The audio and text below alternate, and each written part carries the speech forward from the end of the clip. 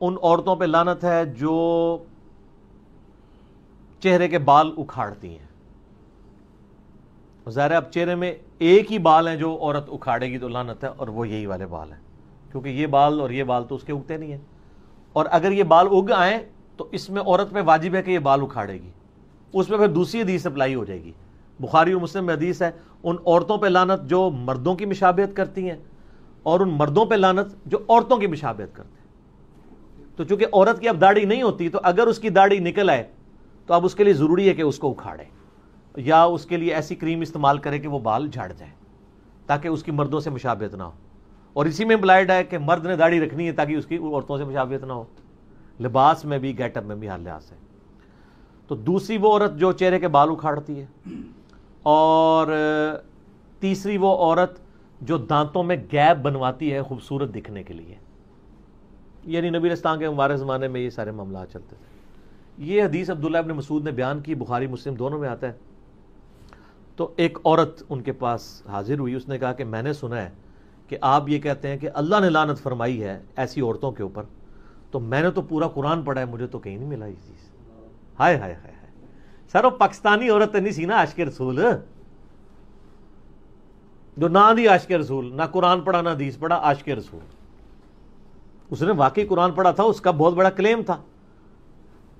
ہمارے تو حکمرانوں کا یہ حال ہے کہ قرآن کو حدیث کہہ کے، حدیث کو قرآن کہہ کے بیان کر رہے ہوتے ہیں، اور کئی چیزیں قرآن حدیث میں ہوتی نہیں ہیں اور وہ کہتے ہیں اللہ نے فرمایا.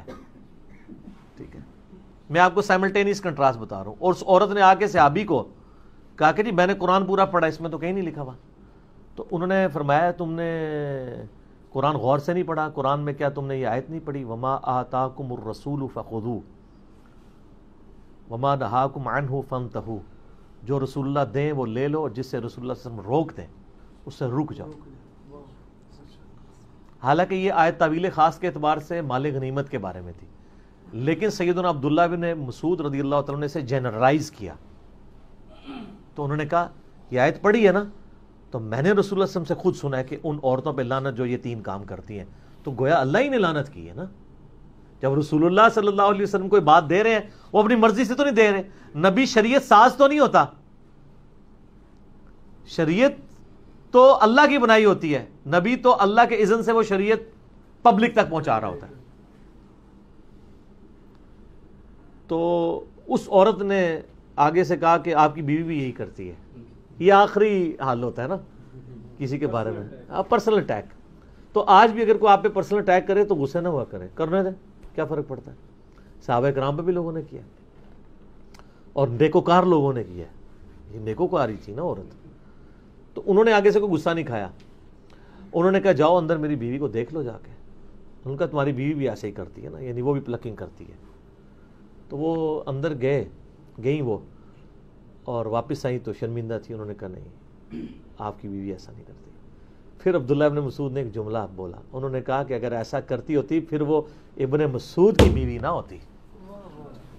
ٹھیک ہے، ابن مسعود تو رسول اللہ کا ماننے والا ہے، اس کے ساتھ ایسی عورت رہ سکتی ہے جو رسول اللہ کی باغی ہو، اور پھر میری بیوی نہ ہوتی.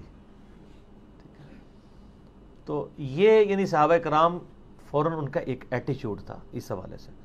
تو اگر کوئی عورت پلکنگ نہیں کرواتی، صرف سائڈ کے بالوں کو بلیچ کرتی ہے ہلکا ہلکا سکن کلر کے تاکہ وہ صحیح نظر آئیں، اور یہ لوگوں کو دکھانے کے لیے نہیں، اپنے خاوند کے لیے، اس میں یہ چیز بھی ضروری ہے. تو شاید ویسے ہی وہ چھوڑ دیں، لوگوں کے لیے کر رہے ہوتے ہیں الا ماشاء اللہ.